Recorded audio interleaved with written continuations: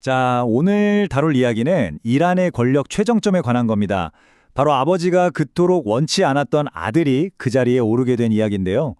이른바 선택받지 못한 아들이 어떻게 최고 지도자가 될 수 있었는지 그 놀라운 과정을 지금부터 한번 살펴보겠습니다. 네, 모든 이야기는 바로 이 한 문장에서 시작됩니다.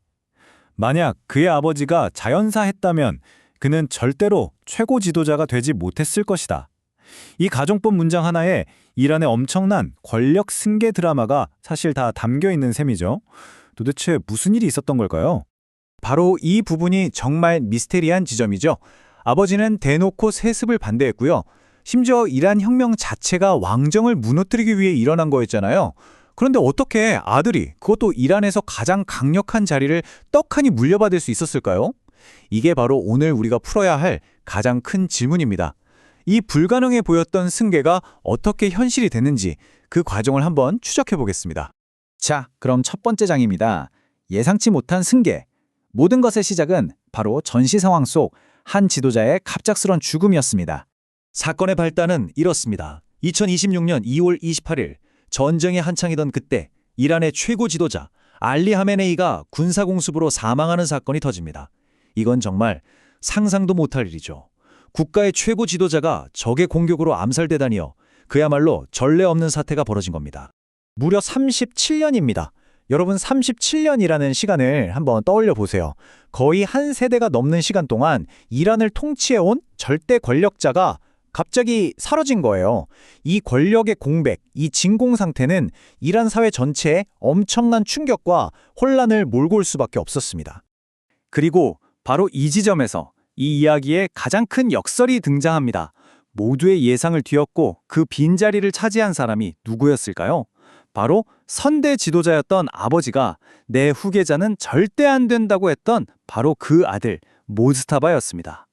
아니, 어떻게 이런 일이 가능했을까요? 그걸 알려면 먼저 승계의 규칙, 그러니까 이란에서는 원래 최고 지도자를 어떻게 뽑는지 그 공식 절차부터 알아봐야 합니다. 자, 이란의 최고 지도자는요, 우리가 생각하는 대통령 그 이상입니다. 군, 사법부, 외교 정책까지 사실상 국가의 모든 중대사에 대한 최종 결정권을 가진 뭐랄까 대통령 위에 있는 절대적인 존재라고 보시면 돼요. 원래 헌법에 정해진 절차는 이렇습니다. 일단 최고 지도자가 유고 상태가 되면 임시위원회가 잠시 나라를 맡고요. 그 다음에 전문가 회의라는 88명의 성직자로 구성된 기구가 모입니다. 여기서 후보들을 놓고 토론하고 심사숙고한 끝에 3분의 2 이상 찬성으로 다음 지도자를 뽑는 거죠. 어때요? 겉보기엔 굉장히 체계적이고 민주적으로 보이죠? 하지만 이번에는 이 모든 절차가 완전히 무시돼 버립니다. 최고 권력자가 사라지자마자 수면 아래에 있던 파벌들의 싸움이 무리로 터져 나옵니다. 네, 말 그대로 한편의 왕좌의 게임이 시작된 거죠. 자, 당시 구도를 보면 크게 두 세력으로 나뉩니다.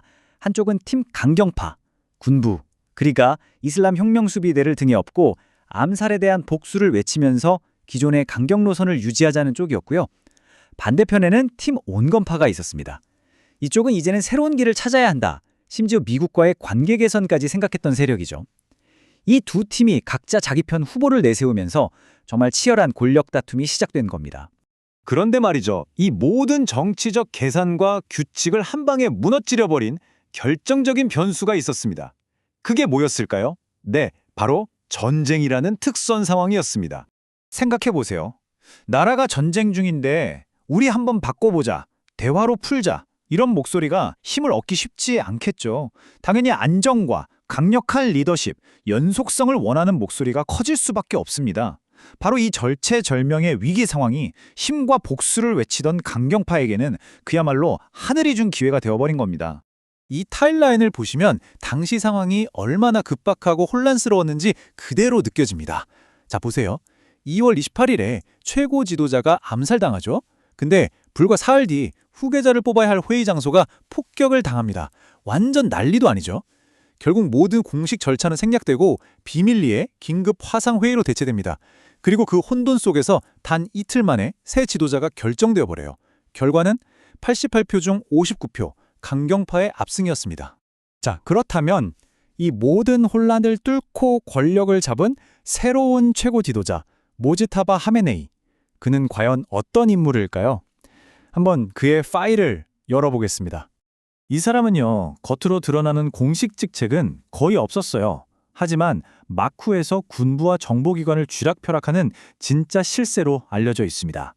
또 이란판 금수저라고 할 수 있는 아가자대, 즉 엘리트 특권층 자녀의 상징적인 인물이기도 하고요. 유령 회사를 통해 엄청난 부를 쌓았다는 의혹도 계속 따라다닙니다. 심지어 일부 성직자들 사이에서는 저 사람이 과연 최고 지도자가 될 만한 종교적 자격이 있느냐 하는 정통성에 대한 의문까지 제기되는 인물이에요.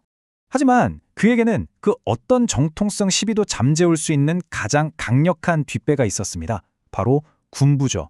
그가 선출되자마자 군부의 핵심인 이슬람 혁명수비대가 성명을 냅니다. 우리는 완전한 복종을 맹세합니다. 이 한마디로 끝난 거죠. 그의 권력이 종교적 권위에서 나오는 게 아니라 총구, 즉 군사력에서 나온다는 걸 명확하게 보여주는 장면입니다. 자, 여기서 우리는 정말 심오한 역사적 역설과 마주하게 됩니다. 보세요. 1979년 이란 사람들은 피를 흘려가며 세습 왕정을 무너뜨리고 공화국을 세웠습니다.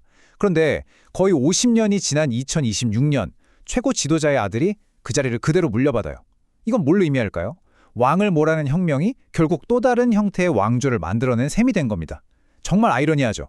결국 군부의 전폭적인 지지를 받는 강경파 지도자가 이란의 절대 권력을 손에 쥐게 됐습니다.